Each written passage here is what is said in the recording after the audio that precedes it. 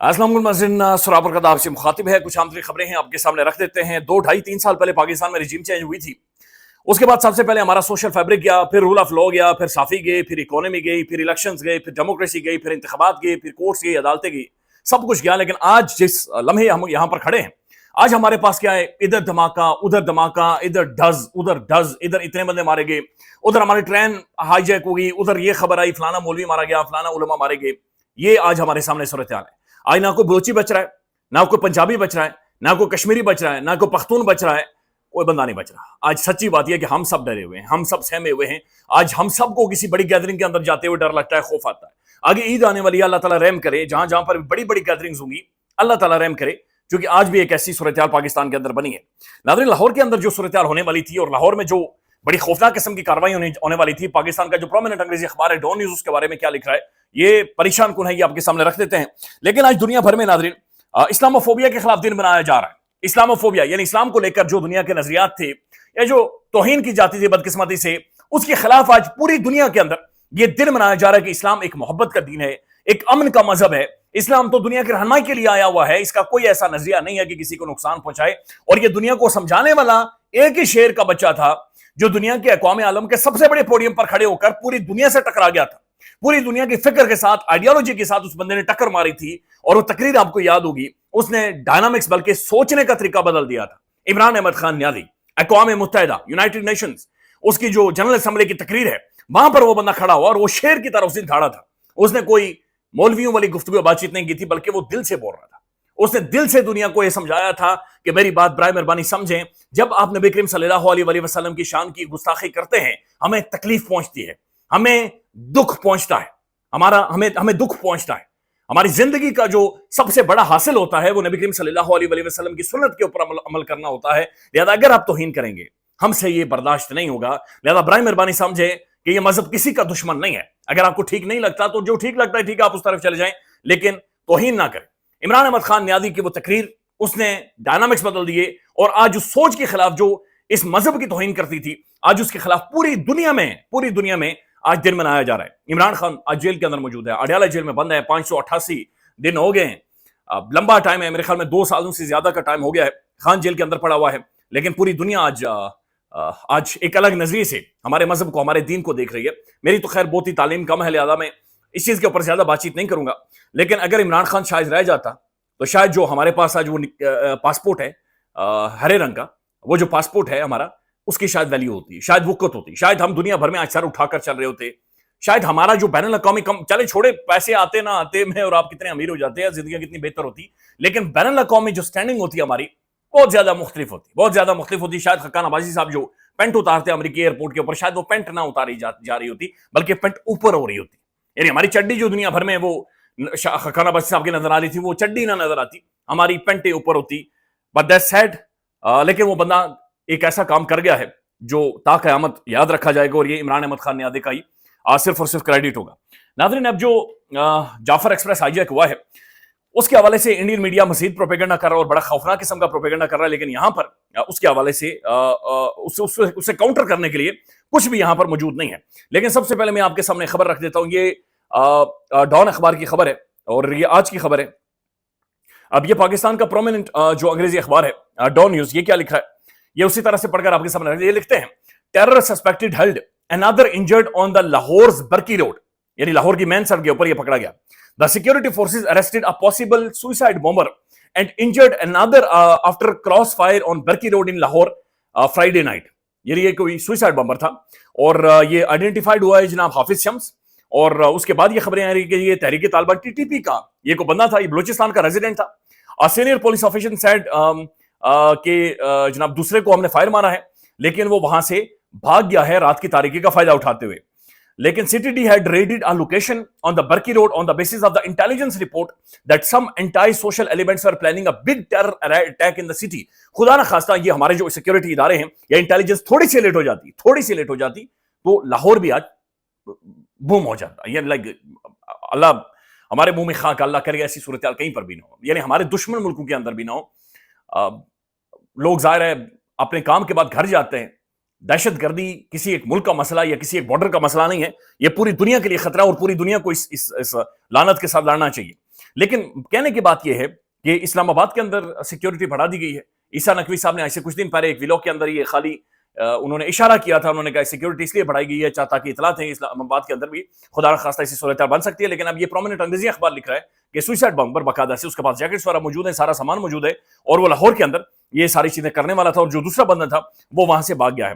سی T D arrest 10 terror suspects.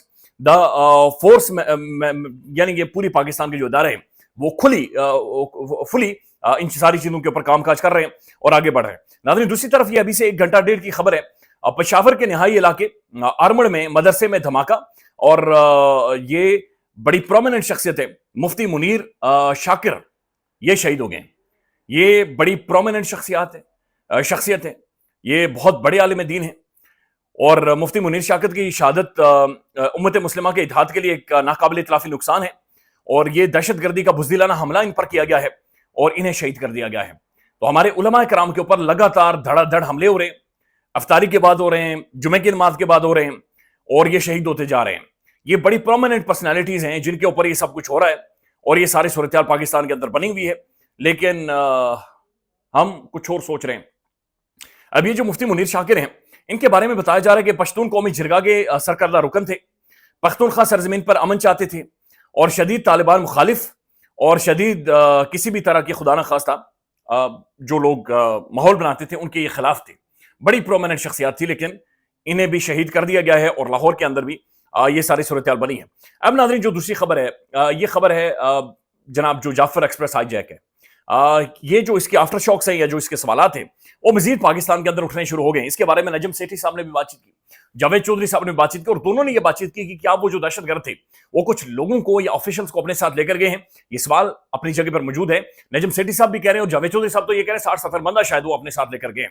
اب جو دوسری جانب سے انڈین میڈیا جو پروپیگنڈا کر رہا ہے, اور ظاہر ہے وہ پروپیگنڈا ویڈیوز باقاعدہ سے جاری کر رہے ہیں, اور جو بی ایل اے ہے وہ بھی پروپیگنڈا ویڈیوز جاری کر رہی ہے. بی ایل اے جو پریس ریلیز جاری کر رہی ہے اس کے اندر یہ کلیم کر رہی ہے کہ 214 بندے انہوں نے مارے ہیں, یعنی 214 بندوں کو انہوں نے شہید کیا ہے, اور وہ یہ کہہ رہے ہیں کہ باقی اور مزید ہمارے پاس موجود ہے. انڈین میڈیا بھی اسے بڑا چڑھا کر بیان کر رہا ہے, اور پھر جو بی ایل اے ویڈیوز جاری کر رہا ہے وہ پروپیگنڈا ویڈیوز جاری کر رہا ہے, یعنی باقاعدہ سے پروپیگنڈا ویڈیوز جیسے بنائی جاتی ہیں, فلمائی جاتی ہیں, جہاں پر آفیشلز کو اپنے ساتھ بٹھا کر گنے ان کے سروں کے اوپر رکھ کر ایک باقاعدہ پروپیگنڈا کیا جاتا ہے. یہ باقاعدہ سے پروپیگنڈا کر کے وہ ویڈیوز جاری کر رہے ہیں, لیکن پروپیگنڈے کو اپنے ایک نیریٹو کے ذریعے کاؤنٹر کرنا ہوتا ہے.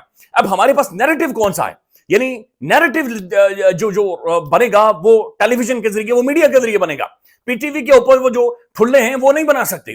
پاکستان کا پرائم ٹیلی ویژن بنائے گا, پرائیویٹ نیوز چینلز بنائیں گے, پاکستان کا سوشل میڈیا بنائے گا, پاکستان کے یوٹیوبرز یا سوشل میڈیا کے اوپر جن کا امپیکٹ ہے, یا جو نیوز پورٹلز ہیں, نیوز ویب سائٹس ہیں, وہ بنائیں گے. لیکن ہو کیا رہا ہے, پاکستان کے پرائم ٹیلی ویژن کے اوپر جو صحافی ہیں منہ ٹیڑھا کرتے ہیں, منہ ٹیڑھا کر کے پھر منہ سے ان کے جھاگ نکلتی ہے.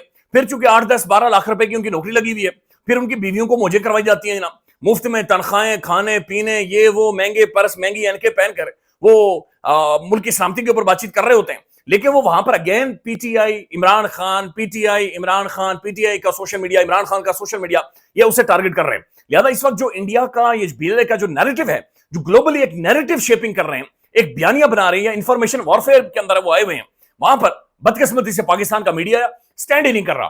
میرے خیال میں ایسے ٹائم پر صرف اور صرف ایک پلیٹ فارم ہے جہاں سے یہ ساری چیزیں کاؤنٹر ہو سکتی ہیں, اور وہ تحریک انصاف کا سوشل میڈیا ہے. یہ وہ سوشل میڈیا, اس کے اندر اتنی سخت ہے, اس کے اندر اتنا تپڑ ہے, اس کے اندر اتنی جان ہے, اس کی اتنی بین الاقوامی سے ہے کہ انڈین میڈیا کی اس پروپیگنڈے کی دھجیاں اڑا سکتا ہے, لٹرلی دھجیاں اڑا سکتا ہے, اور وہ کام کر بھی رہا ہے, اور اسے مزید کرنا چاہیے. لیکن مسئلہ یہ ہے کہ پاکستان کے اندر کے جو سیاستدان ہیں, جو پولیٹیشنز ہیں, پاکستان کے پارلیمان کے اندر جو ڈسکشن گفتگو ہوتی ہے, اور پاکستان کے اندر جو حالات بنے ہوئے ہیں, اس کے بعد جو ان کی توجہ ہے اس وقت وہ پاکستان کے انٹرنل میٹرز, اور پاکستان کے اندر جو رول آف لا, قوانین کی خلاف ورزی, جو مار دھاڑ ہے, پھر جس طریقے سے جو جناب سرفراز بھگتی ہیں انہوں نے ڈس اپیئرنس کے اوپر بات چیت کی ہے, لہذا وہ اس طرح سے فوکس نہیں کر پا رہا جس جگہ فوکس کرنے کی ضرورت ہے.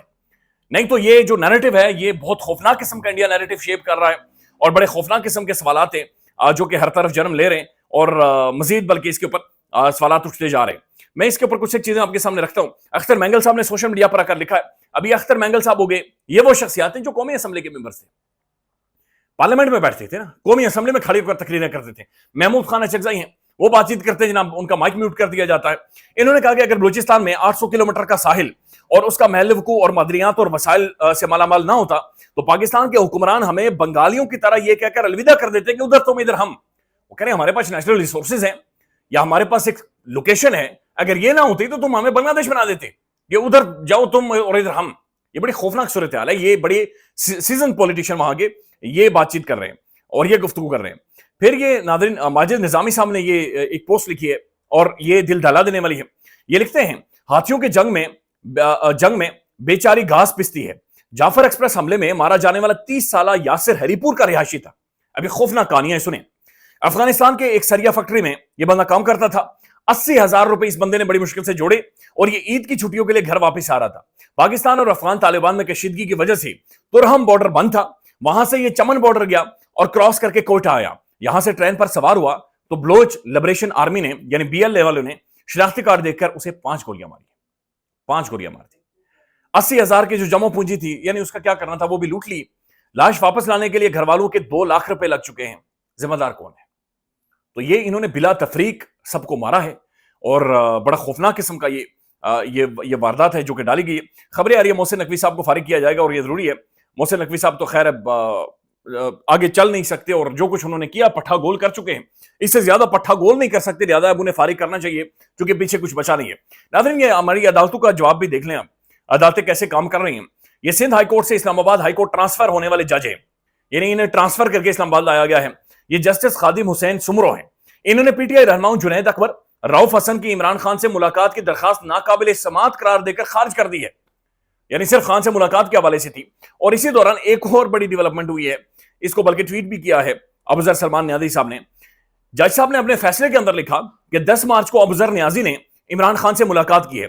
جسٹس خادم حسین کا فیصلہ یہ جسٹس خادم صاحب نے لکھا ہے. ٹھیک ہے جناب سمرو صاحب نے.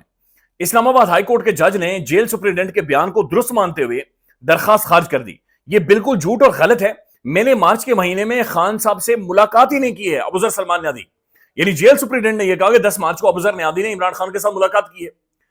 اب جج صاحب نے اس بات کو ٹھیک مان کر درخواست خارج کر دی ہے، لیکن اب ابوذر سلمان نیازی صاحب یہ کہہ رہے ہیں کہ یہ جھوٹ بول رہے ہیں، میں مارچ کے مہینے میں تو ملا ہی نہیں ہوں، یعنی مجھے تو پتہ ہی نہیں ہے یہ سب کچھ ہوا کب ہے. خیال رکھیے گا، اپڈیٹ کریں گے. اللہ حافظ.